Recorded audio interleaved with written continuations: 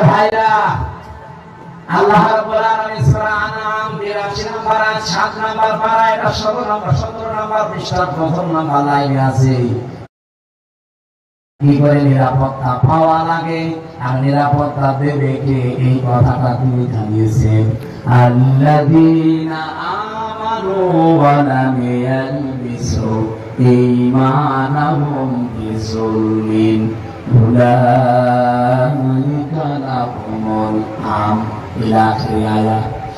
আল্লাহ পাক বলেন, পৃথিবীতে যারা ঈমান আনবে, ঈমানের দাবি অনুযায়ী ঈমানের সাথে কোনদিন তারা নিজের ঈমানের সাথে জুলুম এবং শিরক, এখানে জুলুম আর শিরক, এটা যারা মিশ্রণ করবে না, উলাইকা লাহুমুল আমন, আমি আল্লাহ নিজে বলছি এই মানুষগুলোই নিরাপত্তা হকদার।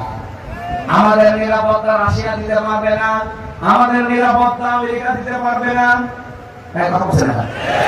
আমাদের নিরাপত্তা দেশের কোন দল দিতে পারবে না, আমাদের নিরাপত্তা দিতে পারে শুধুমাত্র কে?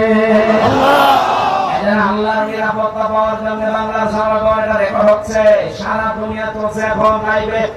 সবাইকে বলছি, নিরাপত্তা যদি সত্যি পেতে চান তাহলে ঈমানের সাথে কোনদিন জুলুম শিরক মিশ্রণ করা যাবে না।